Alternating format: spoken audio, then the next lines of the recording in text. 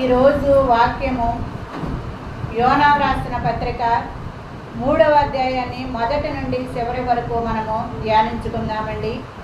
అంతటా యెహోవా వాక్కు 2వ మారు యోనాకు ప్రత్యక్షమై సెలవిచ్చినదేమనగా, నీవు లేచి నినేవే మహాపురమునకు పోయి నేను నీకు తెలియజేయు సమాచారము దానికి ప్రకటన చేయుము. కాబట్టి యోనా లేచి యెహోవాకు సెలవిచ్చిన ఆజ్ఞ ప్రకారము నినేవే పట్టణమునకు పోయెను. నినేవే పట్టణము దేవుని దృష్టికి గొప్పదై 3 దినముల ప్రయాణమంత పరిమాణము గల పట్టణము. యోనా ఆ పట్టణములో 1 దిన ప్రయాణమంత దూరము సంచరించుచు ఇక 40 దినములకు నినేవే పట్టణము నాశనమగునని ప్రకటన చేయగా, నినేవే పట్టణపు వారు దేవుని యందు విశ్వాసముంచి ఉపవాస దినము సాటించి గనులేమి అల్పులేమి అందరూ గోనెపట్ట కట్టుకొనిరి. ఆ సంగతి నినేవే రాజుకు వినబడినప్పుడు అతడు తన సింహాసనమును నుండి దిగి తన రాజ వస్త్రములను తీసివేసి గోనెపట్ట కట్టుకొని బూడిదలో కూర్చుండెను.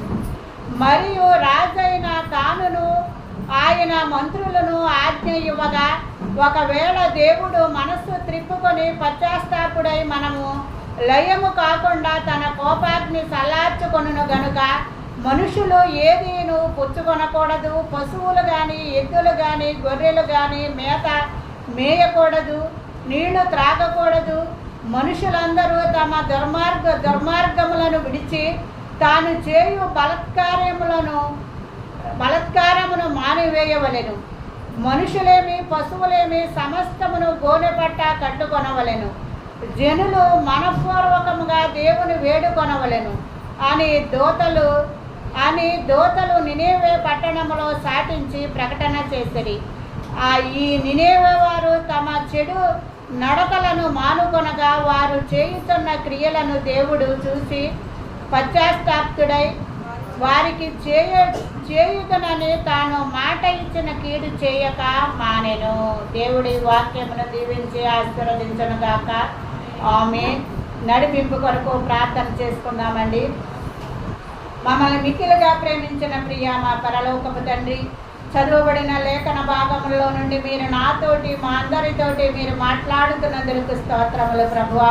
వాక్యం మీది చెప్పుదాన్ని నేను కాదు కానీ నా స్థానంలో మీరుండి ఖాళీ స్థలంలో మీ దూతలను కూర్చుండబెట్టి మీ ప్రేరేపణలో ఉన్న బిడ్డలందరినీ మీరు ఏల వేసుకుని పిలుచుకొని సమకూర్చుకున్నారు. కాబట్టి నా స్థానంలో మీరుండి నాయన నా నోటిని మీరు బోరగా వాడుకొని వినగలిగిన